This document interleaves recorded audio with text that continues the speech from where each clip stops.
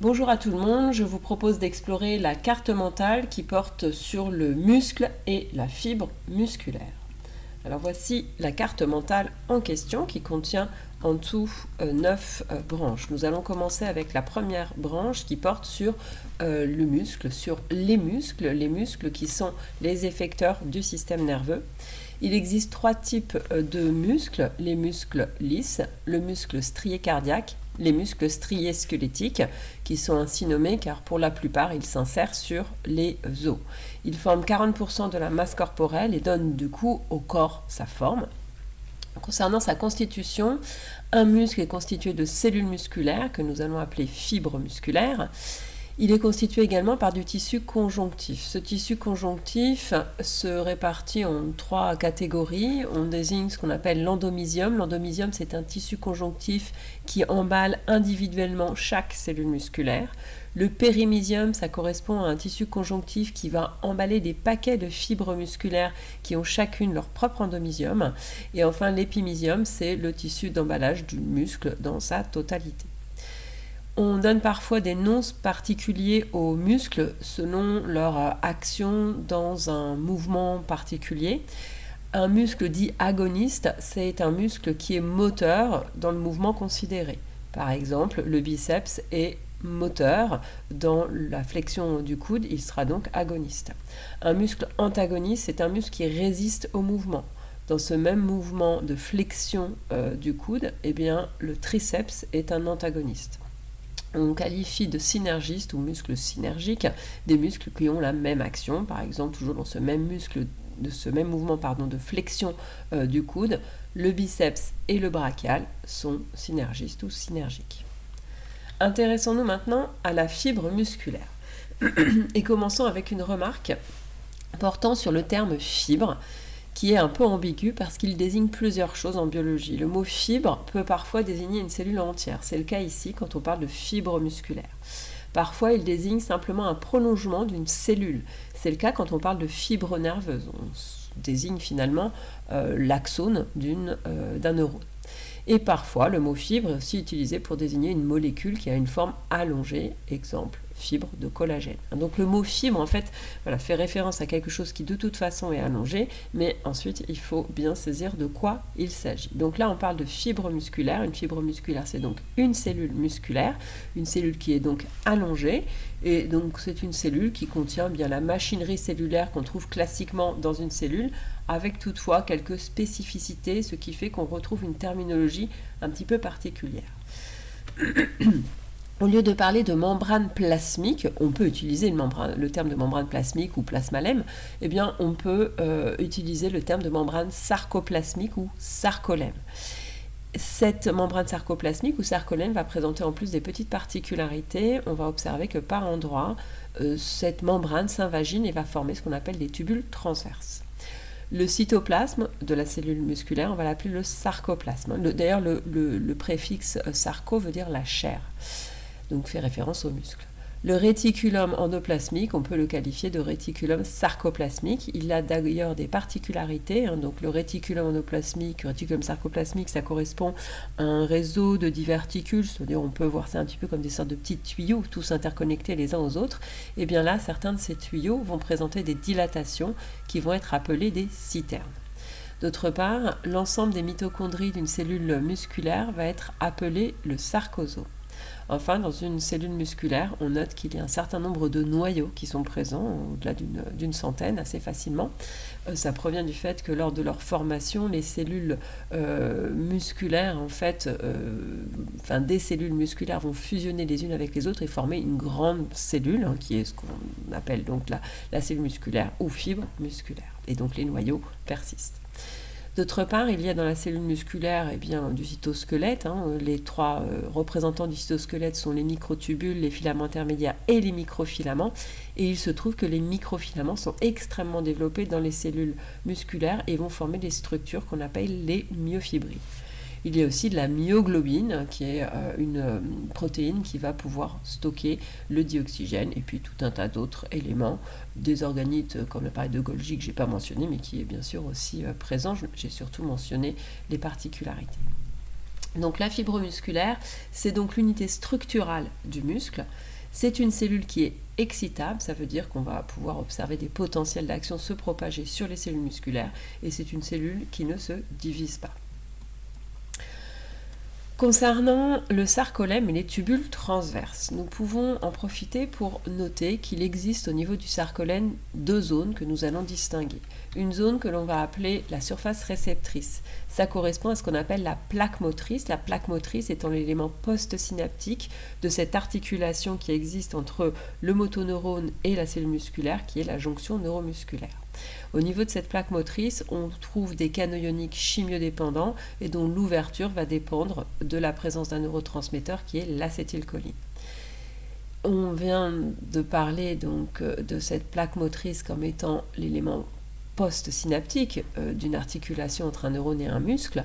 Et donc au niveau de cette plaque motrice, lorsque les canaux ioniques chimiodépendants sont ouverts par l'acétylcholine, et bien lorsque les ions circulent, on va voir se former donc des potentiels post-synaptiques qui sont de type excitateur, donc qui sont des dépolarisations et qui sont qualifiés de PPM ou potentiel de plaque motrice. Il y a également une autre zone du sarcolème, c'est quasiment tout le sarcolème en réalité, la surface réceptrice n'est qu'une petite région, la surface de conduction c'est quasiment la totalité du sarcolème. On trouve à son niveau des canaux ioniques qui sont voltage dépendants et qui vont permettre la production de potentiels d'action.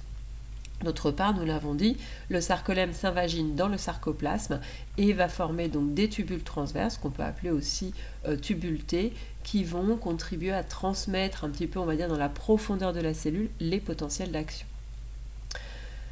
Intéressons-nous maintenant au réticulum sarcoplasmique et aux citernes. Comme nous l'avons dit, le réticulum constitue un réseau en fait de diverticules dans la cellule musculaire qui ont tendance à entourer les myofibrilles et qui par endroits vont se dilater. Ces dilatations, on les appelle des citernes et on note que les citernes se trouvent à proximité des tubules transverses. On va trouver 2 citernes qui vont encadrer chaque tubule transverse, l'ensemble des 3 formant ce qu'on appelle une triade. D'autre part, ce réticulum sarcoplasmique a pour particularité de stocker des ions calcium qu'il va concentrer.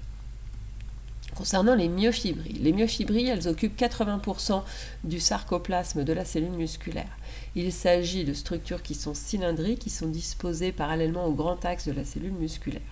Ces myofibrilles, quand on les regarde au microscope, on voit qu'elles présentent une striation. Cette striation est constituée par une alternance de bandes claires et de bandes sombres.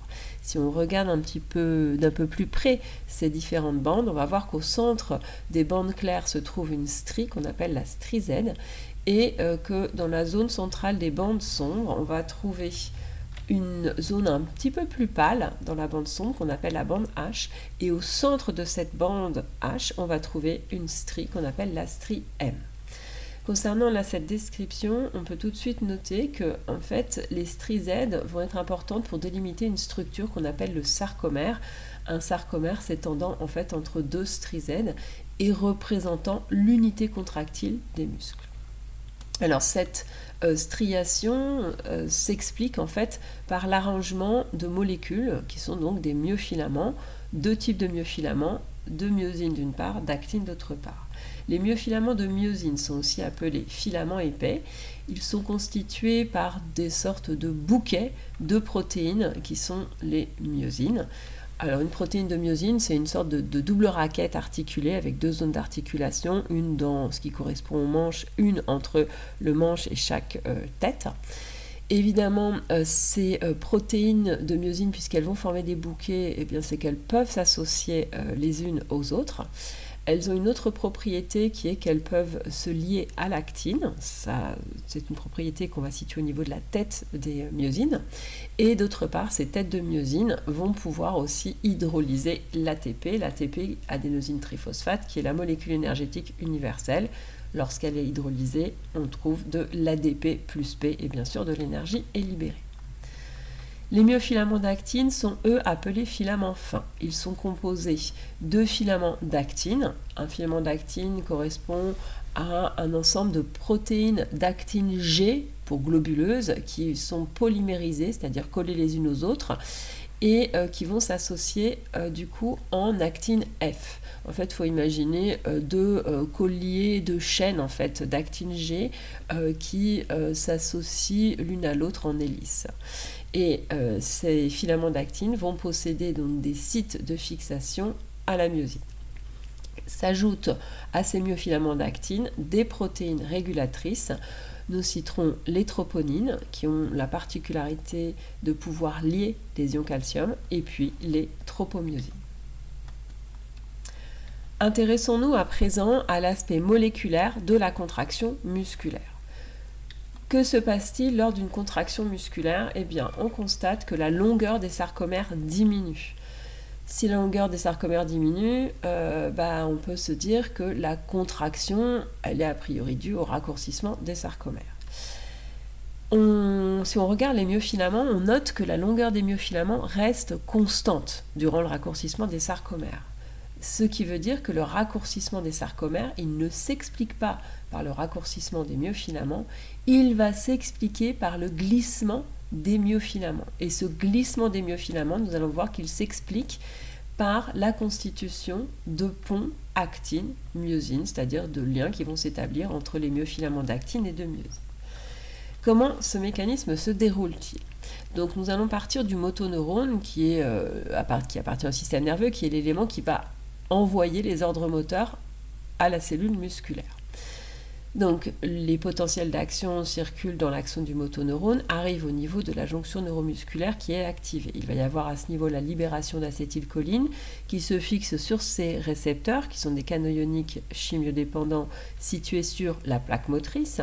Ces canaux s'ouvrent, des ions circulent et des potentiels postsynaptiques de type excitateur vont se constituer, on les appelle ppm, potentiels de plaque motrice. Ces ppm, s'ils dépassent un certain seuil, ils vont entraîner la naissance de potentiels d'action musculaire. Et ces potentiels d'action musculaire vont circuler sur l'ensemble de la surface du sarcolème jusqu'au niveau des tubules transverses. À proximité des tubules transverses se trouvent les citernes du réticulum sarcoplasmique qui ne sont pas insensibles à ces phénomènes électrophysiologiques qui existent à proximité d'eux et ils vont se mettre à ce moment-là à libérer des ions calcium qui jusque-là ils stockaient, ils vont les libérer dans le sarcoplasme de la cellule musculaire. Ces ions calcium qui sont libérés vont se fixer aux troponines, les troponines donc des myofilaments d'actine, qui vont changer de forme. Donc les troponines changent de forme, ce changement de forme des troponines va entraîner le changement de forme des tropomyosines et le changement de forme des tropomyosines va démasquer les sites de fixation à la myosine qui se trouvent sur les myofilaments d'actine. Si bien que à ce moment-là, la myosine était prête à venir se coller à l'actine, et bien justement des ponts actine-myosine vont s'établir. Au moment où les têtes de myosine se collent sur l'actine, jusque-là, elles tenaient les produits de l'hydrolyse de l'ATP, c'est-à-dire l'ADP plus P, et bien quand elles se collent sur l'actine, elles vont libérer l'ADP plus P. Cette libération d'ADP plus P va entraîner le pivotement des têtes de myosine. C'est un petit peu comme si un doigt tenait une corde d'arc tendue et que le doigt lâchait la corde de l'arc et à ce moment-là la flèche part. Là c'est ce qui se passe quand l'ADP plus P est libéré, et bien les têtes de myosine pivotent.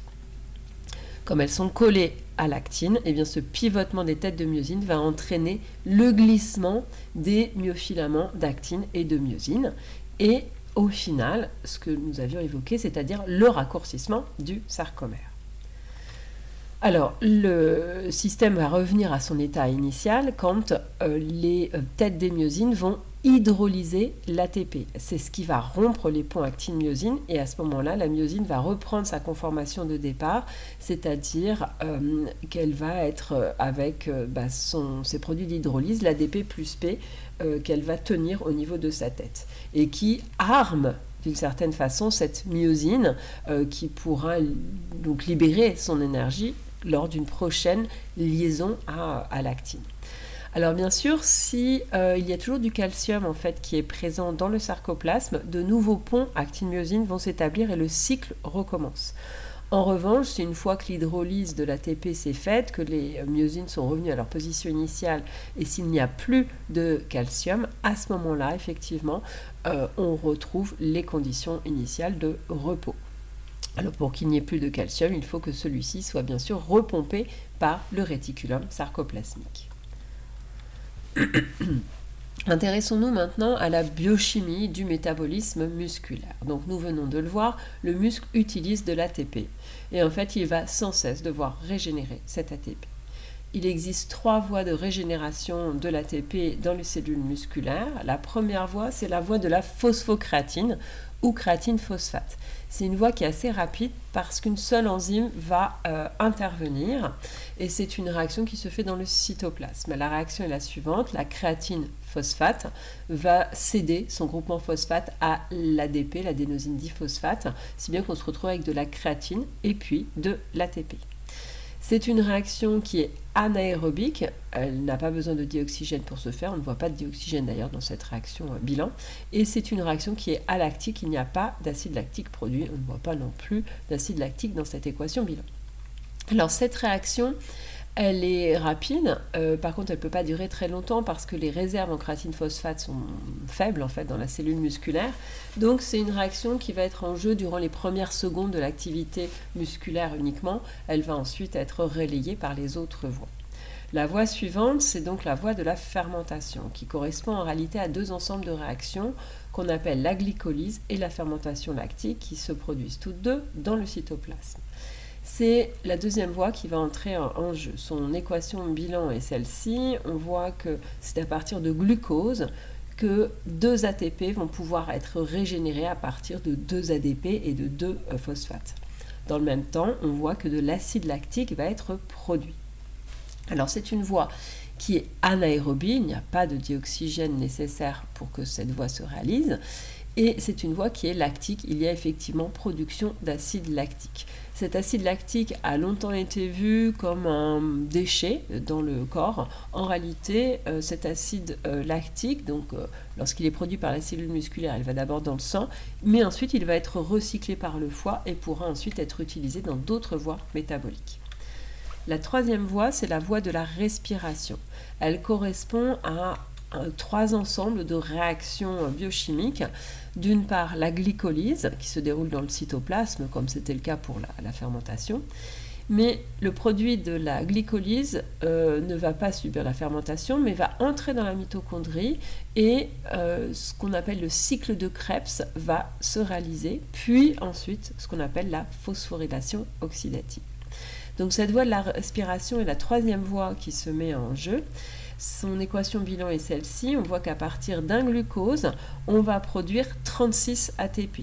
À partir donc de 36 ADP plus 36 phosphates, mais aussi du fait de la présence de 6 dioxygènes.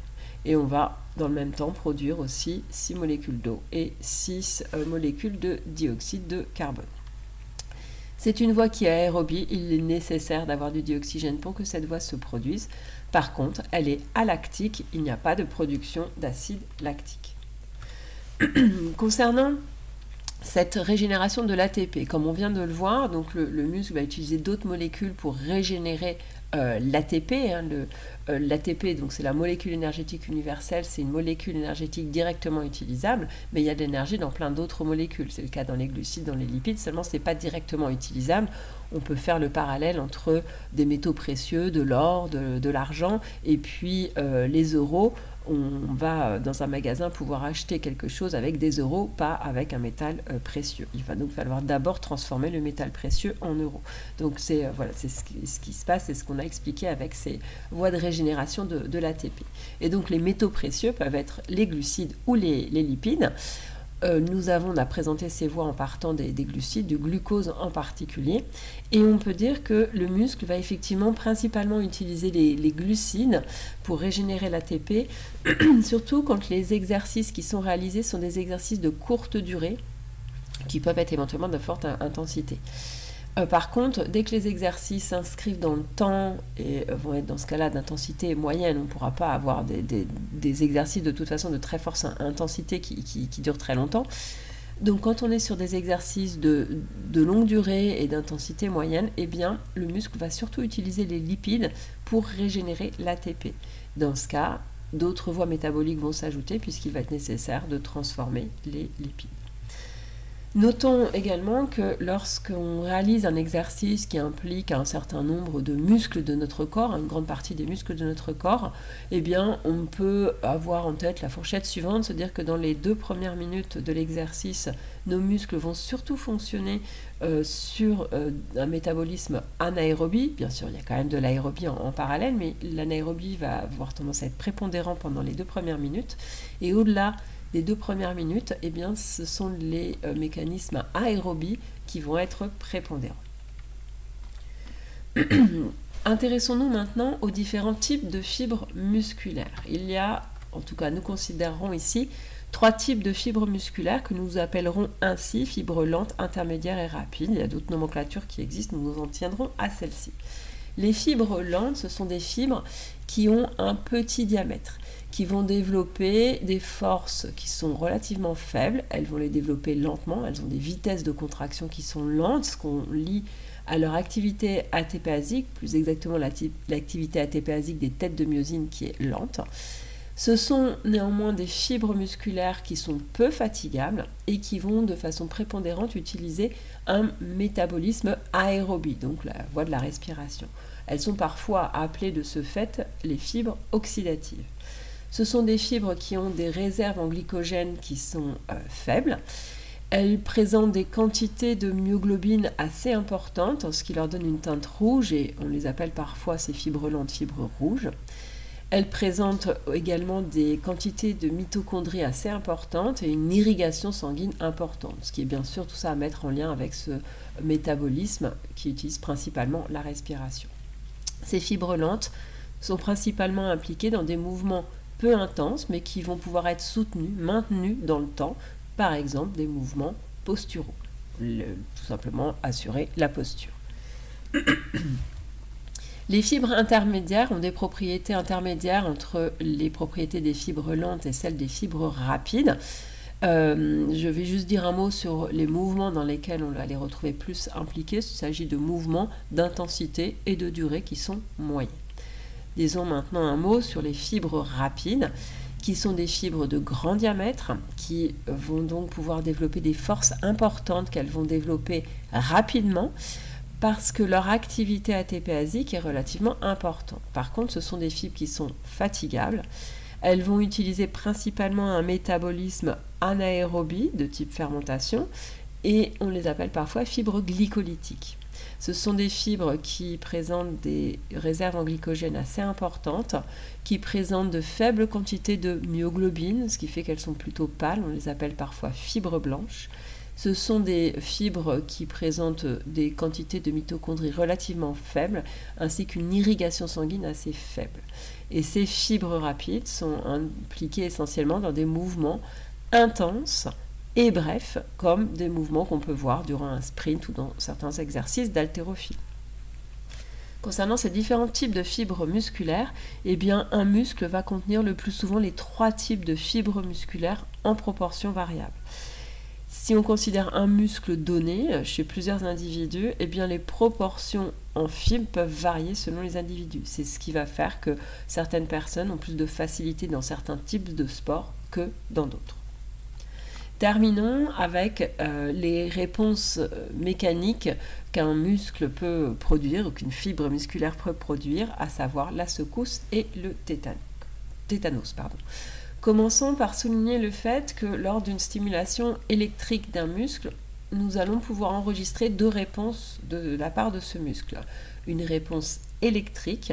La réponse électrique correspond aux potentiels d'action musculaire qui sont présents sur la cellule musculaire, qui est une cellule excitable. Cette réponse-là, on peut l'enregistrer avec un électromyographe et l'enregistrement, il va être appelé un EMG ou électromyogramme. Existe également une réponse mécanique. La réponse mécanique, ça va être la tension, la contraction, la force qui va être générée par le muscle, la cellule musculaire, et elle va pouvoir être enregistrée, cette réponse, avec un myographe, et l'enregistrement correspondant va être appelé un myogramme. Nous nous intéressons là à la réponse mécanique, et en premier lieu à ce qu'on appelle la secousse. La secousse, c'est une réponse mécanique du muscle ou de la fibre musculaire qui fait suite à une stimulation unique. Quand on fait effectivement une stimulation unique d'un muscle, à travers donc une stimulation électrique par exemple, eh bien, après un très court temps de latence, qui dure à peu près 1% de la durée de la secousse, on va observer un premier temps qu'on appelle le temps de contraction de la cellule musculaire ou du muscle. C'est le temps pendant lequel la force musculaire augmente. C'est à peu près un tiers du temps de la secousse. Et puis va suivre un temps dit de relaxation, c'est le temps pendant lequel la force de la cellule musculaire ou du muscle diminue. Ça correspond aux 2 tiers restants de la secousse musculaire. Ajoutons une remarque concernant l'amplitude et la durée de la secousse en lien avec le type de fibre musculaire. Effectivement, si on compare les profils des secousses dans une fibre lente ou dans une fibre musculaire lente ou une fibre musculaire rapide, eh bien, on constate que globalement, les secousses dans les fibres musculaires de type lent sont d'amplitude relativement faible. Par contre, leur durée est relativement importante. Par contre, dans une fibre musculaire rapide, on va constater que l'amplitude des secousses est importante. En revanche, leur durée va être faible. Intéressons-nous au deuxième type de réponse mécanique d'une cellule ou fibre musculaire ou d'un muscle. Qu'est-ce que c'est qu'un tétanos ? Eh bien, un tétanos, on va le définir comme étant une réponse donc mécanique du muscle ou de la fibre musculaire que l'on va observer lorsqu'on réalise des stimulations répétées et non plus des stimulations uniques. Qu'est-ce qui se passe quand on fait des stimulations répétées ? Alors ça veut dire qu'on stimule une première fois donc la fibre musculaire ou le muscle, et suite à cette stimulation, on va faire une nouvelle stimulation. En fait, on va faire cette nouvelle stimulation alors que le muscle ou la fibre musculaire est toujours dans sa première réponse, c'est-à-dire dans la secousse qu'il vient de développer. Ça veut dire qu'en fin de compte, ce muscle eh bien, va partir dans une deuxième secousse qui va s'ajouter à la première. Donc en fait, on constate que quand on fait des stimulations répétées, eh bien, la cellule musculaire ou le muscle va produire des secousses qui vont s'ajouter les unes aux autres. Et c'est cet ajout, cette sommation des secousses qu'on va appeler le tétanos. Alors avant d'en dire plus sur le tétanos, j'ajoute une remarque qui est que il est possible effectivement de stimuler une cellule musculaire ou un muscle alors qu'il est en train de se contracter parce que la stimulation est courte par rapport à la durée de la secousse elle-même.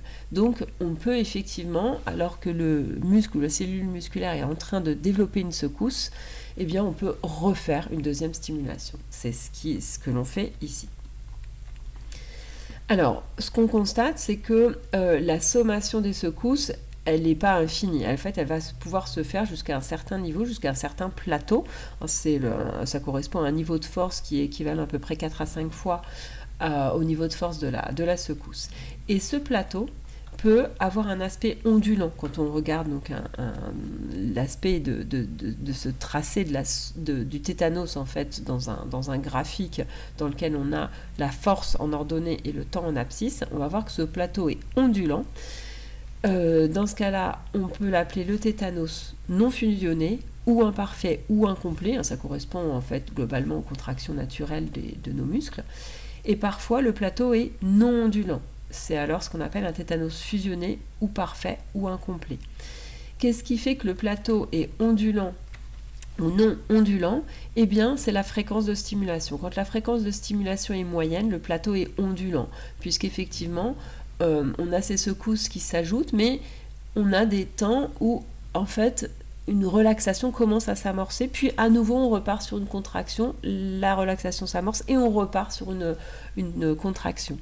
En revanche, quand on est sur un plateau non ondulant, à ce moment-là, c'est que les fréquences de stimulation sont beaucoup plus importantes. Dans ce cas-là, effectivement, la cellule musculaire ou le muscle n'a même plus le temps d'amorcer une quelconque relaxation et va conserver son niveau de force donné. Évidemment, cela jusqu'à ce que la fatigue musculaire soit présente et que la contraction ne puisse plus se réaliser. Alors notons que la fréquence des stimulations qui permet d'obtenir un tétanos, qu'on peut appeler la fréquence tétanique, va dépendre du type de fibre musculaire. Quand on est sur une fibre lente, on va pouvoir obtenir en fait des tétanos pour des fréquences de stimulation qui sont relativement faibles. Cela parce que la durée d'une secousse dans une fibre lente est relativement longue, donc il n'y a pas besoin d'appliquer des fréquences importantes. Par contre, dans des fibres rapides, où on sait que les secousses sont relativement courtes, eh bien, il va falloir augmenter les fréquences de stimulation pour obtenir un tétanos. Alors, comme nous l'avons dit, la force qu'on va obtenir durant un tétanos est supérieure de 4 à 5 fois à celle de la secousse. On peut se demander pourquoi cela se produit. Eh bien, parce que lorsque ces stimulations répétées, successives sont réalisées, ça va empêcher le réticulum sarcoplasmique de récupérer les ions Ca les ions calcium qu'il a libérés dans le sarcoplasme. Ça veut dire que les ions calcium sont toujours présents dans le sarcoplasme, continuent à interagir avec la troponine, qui continue à être déformée. La tropomyosine est déformée elle aussi. En fait, les sites de fixation à la myosine qui se trouvent sur l'actine vont rester démasqués. Ça va permettre en fait à un certain nombre de points actine-myosine de se constituer. Ils vont se faire, se défaire. En fait, on va avoir une activité cyclique qui va être plus importante, plus longue. Et ça va permettre en fait aux myofilaments d'actine et de myosine de glisser plus loin l'un par rapport à l'autre, ce qui fait qu'au final la force va croître. Nous avons donc terminé avec cette carte mentale concernant le muscle et la fibre musculaire. Je vous dis à bientôt pour une autre carte mentale.